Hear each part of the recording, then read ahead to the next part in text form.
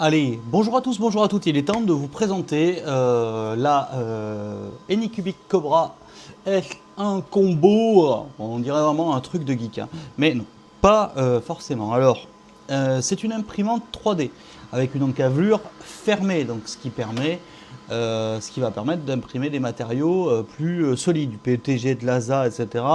Peu importe, si vous avez besoin, on fera un retour sur les différents types de matériaux à utiliser. Alors, je l'ai reçu je l'ai reçu samedi. Du coup, je l'ai installé depuis. Donc là, je continue à faire des tests et des impressions. Pour l'instant, ce qu'on peut dire, c'est que on fait des choses comme ça, hein. Vous voyez, des benchy, hop, hop, ici, pour voir à peu près la qualité des impressions. On voit que c'est pas totalement parfait, notamment ici, mais bon, c'est un test. Le but, c'est de faire plusieurs tentatives d'essai de test pour pouvoir vous la présenter correctement, sachant que c'est une imprimante donc 4 couleurs. Donc là, je suis en train de faire une impression 4 couleurs, enfin 3 exactement, et de pouvoir vous en parler après plus en détail. Alors, je vais vous dire tout simplement déjà sur les premières impressions et sur la première mise en place, faites pas attention au bordel derrière, hein. C'est vraiment atelier linge qui sèche, bon bref, faites pas attention.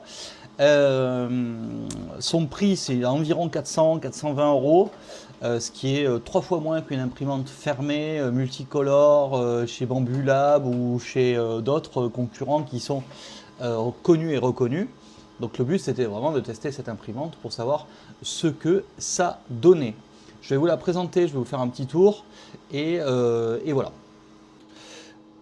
Alors comme je disais, c'est une imprimante qui est en cavelure fermée. Elle fait 40 par 40 cm à peu près.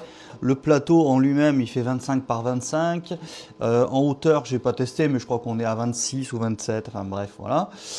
Ici vous avez la possibilité donc de mettre 4 filaments colorés différents. Vous voyez, ça a été un petit peu le bordel ici. Il va falloir que je vérifie parce que ça a imprimé toute la nuit. Vous avez un écran de contrôle ici.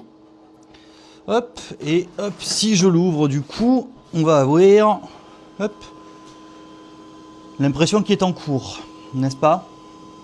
Donc là, un petit renard qui est en train de s'imprimer.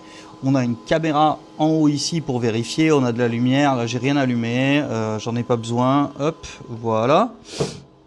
Si je passe sur les côtés, on n'a rien. Il ne faut pas oublier que vu les prix, c'est du plastique. Ça rend pas cheap, mais ça reste du plastique. Et là, donc, on a les différents tubes qui vont amener les couleurs. Hop, ici, pour pouvoir ensuite aller imprimer. D'accord? Pour ceux qui ne connaissent pas les fonctionnalités de l'impression 3D, je ne vais pas aller plus en détail là-dessus. On est vraiment sur ça. Alors là, on a les rejets de filaments quand elles changent de couleur. Et pour vous dire, hop, voilà, j'ai bien fait, ça a bien visé, donc j'ai pas mal de choses à ramasser après. Bref, pour l'instant en tout cas, je suis assez satisfait des impressions. On fait absolument tout, hein. Vous voyez, je peux vous en montrer une ici qui est hop, toute flexible, toute machin. Ça s'est imprimé très rapidement. C'est une imprimante qui est rapide, qui est hyper fonctionnelle, qui n'est pas extrêmement bruyante en plus. Donc voilà, je vous en reparlerai quand j'aurai fait les tests avec d'autres filaments, quand l'impression multicolore aura terminé de s'imprimer. Pour l'instant, elle en est là, on doit être à 80% je pense.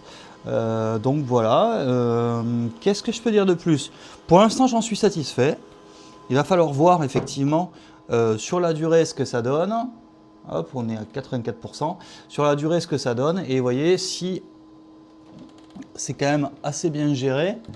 Parce que là, hop, j'ai l'impression que... Hop, j'ai peur que les câbles s'embrouillent un petit peu, que les fils s'embrouillent. Mais si vous ne connaissez pas, ça, ce sont les consommables pour l'imprimante, hein, pour pouvoir imprimer des choses ensuite, soit en une couleur, soit en deux couleurs, soit jusqu'à 4 couleurs différentes. Voilà. Ça, c'est un système donc Anycubic appelle le Ace Pro. peu importe le nom, on s'en fout.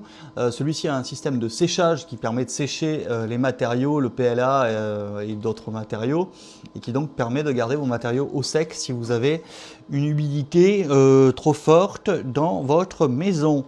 Voilà, nickel.